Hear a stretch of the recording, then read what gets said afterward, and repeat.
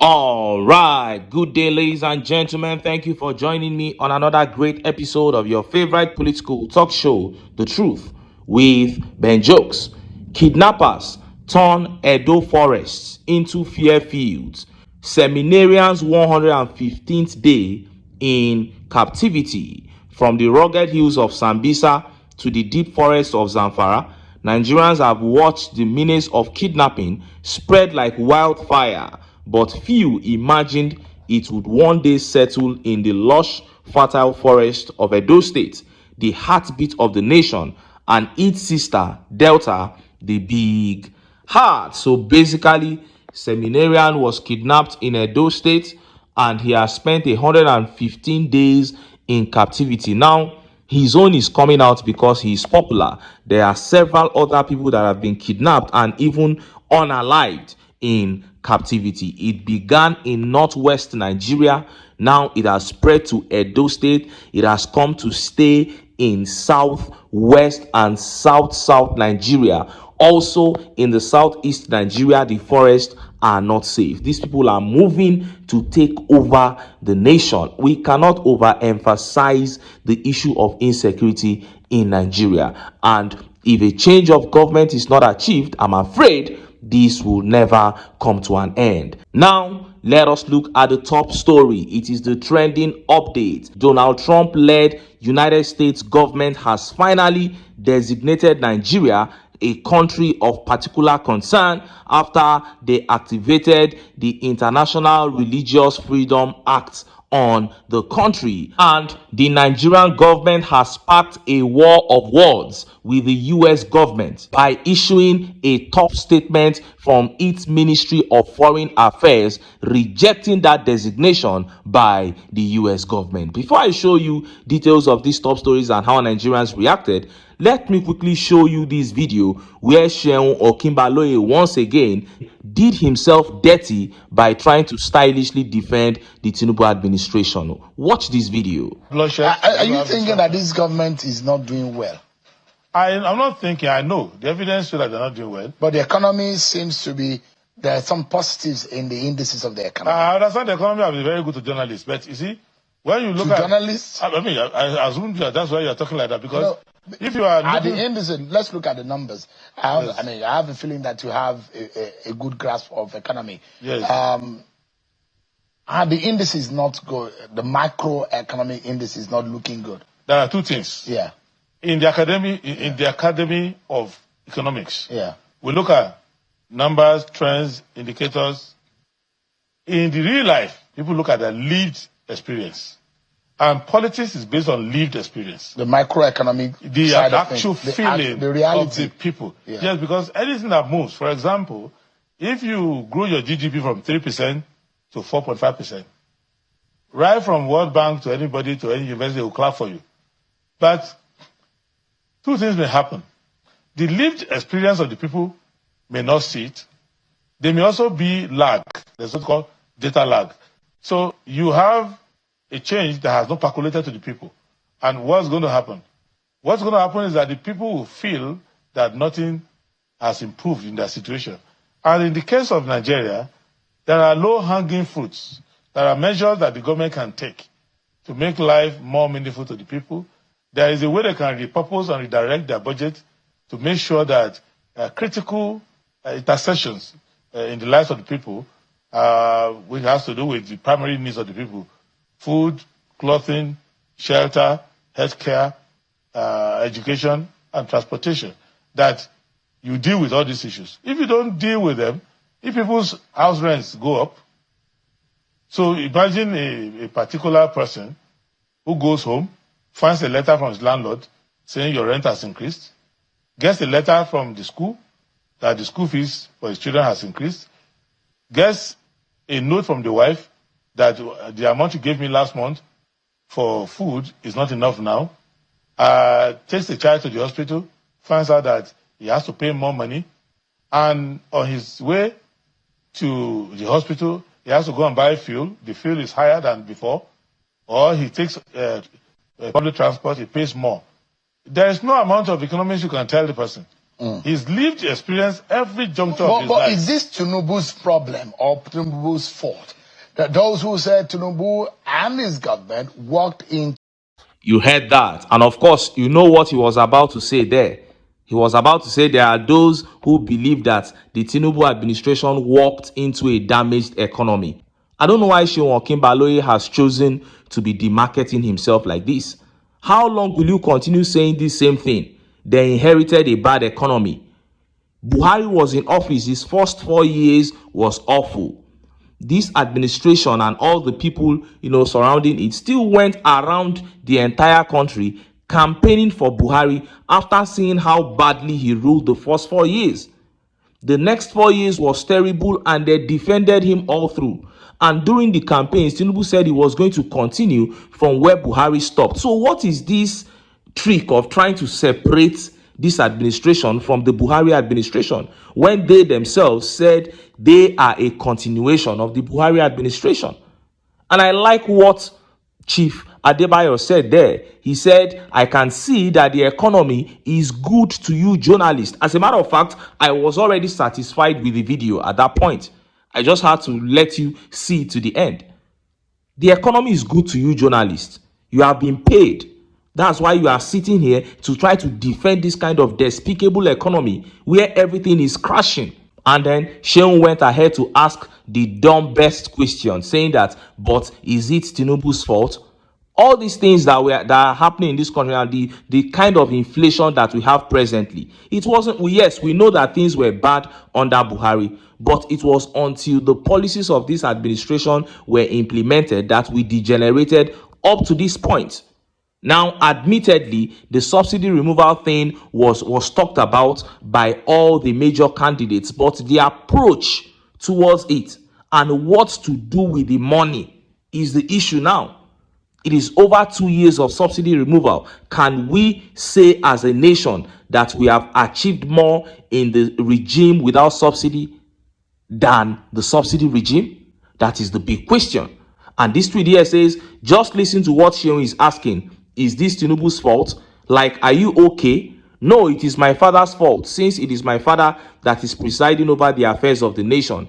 A very lame question. That is why our politicians hate the other guy at Arise TV. He won't ask. So, Shedrack is talking about Rufai Oseni. Rufai Oseni can never ask you this kind of question. I don't know who told Seun that journalism is all about just pretending that everything is fine. No, you are supposed to dig deep to bring out the truth. And Yomi here says, Dear Seun, that question waters down the quality of the conversation. Tinubu and his government are responsible for policy making and implementation. A primary school kid knows that reality. An economy is bad or good based on the people's lived experience. That is it. Well, Seun, if you want to continue to demarket yourself, continue. All I know is that power is transient. Those people will not be in office forever, but your reputation will last forever. Now, let us look at the top story. The Donald Trump-led United States government designated Nigeria a country of particular concern, and then the Tinubu administration issued a tough rebuttal saying they are rejecting that designation by the Trump administration. Look at how the papers reported it. Breaking: US President Trump designates Nigeria as country of particular concern over alleged genocide against Christians. In response to claims of genocide against Christians in Nigeria, United States President Donald Trump has redesignated Nigeria as a country of particular concern. He announced the decision on his Truth social media platform on Friday. Christianity is facing an existential threat in Nigeria, Trump posted on Truth Social. Thousands of Christians are being killed.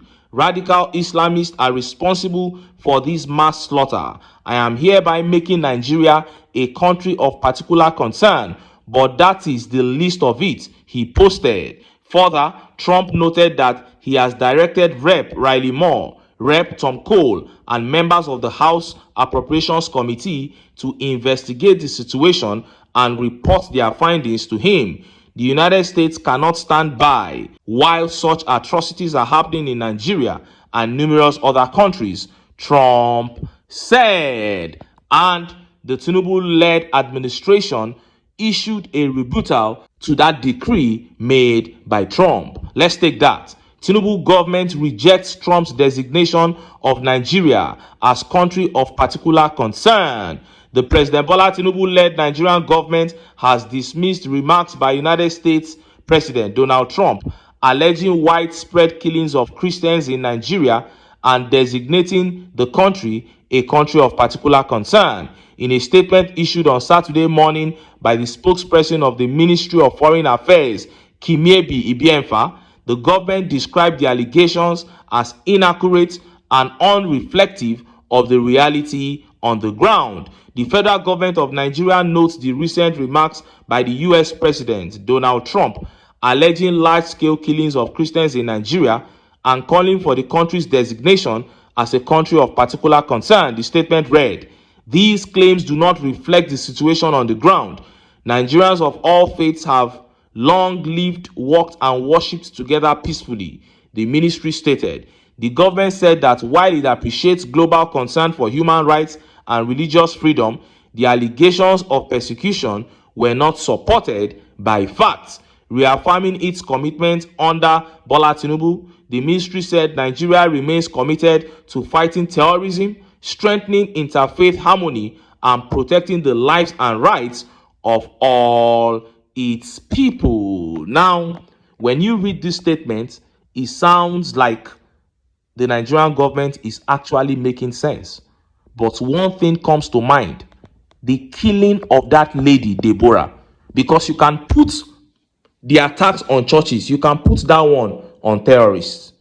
The villages that are being attacked, you can say, okay, it is headsmen, it is wicked people, terrorists, malicious people that are doing it. But that lady Deborah, students in her school in Sokoto gathered, stoned her to death and burnt her. They said because she blasphemed the prophet in broad daylight. Police made arrests. Some people went to the police station and said, release those people. They did the right thing. It happened under Buhari. Nothing was done. So, if we can have such a thing happening, extrajudicial killing, they made videos of themselves, took pictures and posted on social media and said, this is what their holy book says they should be doing. And what are the things that the IRFA, International Religious Freedom Act, prescribes? It talks about you being qualified to be designated a country of particular concern when these three things are happening. One of these three things are happening in this country. If you are torturing people because of their religion, if people are in long detention without being charged because of religion, or if people's rights to life is not being guaranteed because of their religion, then you qualify to be proscribed, to be designated a country of particular concern. Go and see some of the things that happen to Christians in northern Nigeria. And I'm not saying it is everybody, but we have some of these people doing it, but other people who should speak out against it will be quiet or support it on the ground. I have a friend, a Muslim friend, who spoke vehemently against the killing of Deborah. Two of them actually spoke vehemently. Others were quiet. They were trying to inbox them not to talk. So this is what we are talking about. But rejecting it is not going to change anything. You cannot change anything by rejecting it. What are the implications of Nigeria being designated a country of particular concern? Number one, there will be more visa bans from the US and many other developed countries. So all our political elites that have their hospitals abroad should get ready. You are in soup. Number two, let us forget about foreign investments. There is no foreign investor that is a madman that will come and invest in a country that has been designated a country of particular concern. That will not happen. Let's just get that out of our minds. And I'm very sure that under this Donald Trump administration, this designation is not going to be removed. Number three, our political elites should expect treatment, peculiar treatment, whenever they travel out of Nigeria to the places that they've not been banned. peculiar treatment. They will receive it to a large extent. It might even drop down on the citizens. Once you are carrying that green card, you will begin to face it. Several other implications, invitations to international fora. Tinubu invited here, Shettima invited here. All those things are going to be brutally cut down. Imagine a country like Canada that has already proscribed the APC as a terrorist organization. Imagine what they will now do now that Nigeria has been designated a country of particular concern. And look at how Nigerians reacted. Let's take some of the tweet reactions. This tweet here says, instead of rejecting labels, how about fixing the reason we keep getting labeled? The world is watching, and perception only changes when leadership starts prioritizing justice, security, and human rights over politics. That is it. And this tweet here says, there is Christian genocide in Nigeria. This one here is by Olarinwaju Kayode. He said it many times, up to 7 times here. And this tweet by Optimistic says, fear catch Tinubu spokesman Bayo Ononuga. He couldn't reply Trump directly. Shebi the man they always feel say if he'd respond to anyone against his principle. That is it. This is a different ball game now. And DK posted this tweet by Tinubu. He said the slaughtering of Christian worshippers is strongly condemnable. It calls to question the competence of Jonathan to protect Nigerians. This was what Tinubu said during the Jonathan administration when Christians were being slaughtered. Now, all this could have been avoided if the government actually accepted that Christians were being killed. And they said, okay, we are going to do the right thing. This is what we are planning to do. But they kept on rejecting to the point that they sent senators to the US to go and try to lobby the Trump administration instead of doing the right thing in your country. And this is where it has ended us. Now, there is a big risk of all the people involved that can be tried in international court. When Trump says, go and do investigation and revert back to me, these people can be lined up at the international court after their tenure. The Tinubus, the Shettimas, minister of this, minister of that, chief of defense staff, and all of them. There are serious implications to this proscription of the country as a country of particular concern, and only time will unravel all the possibilities. Anyway, make I leave am here. Make I still enter town. Make I go get some ogbonge political news wey una go like. Why? Because of una na I dey here. So don't go away. Don't go away.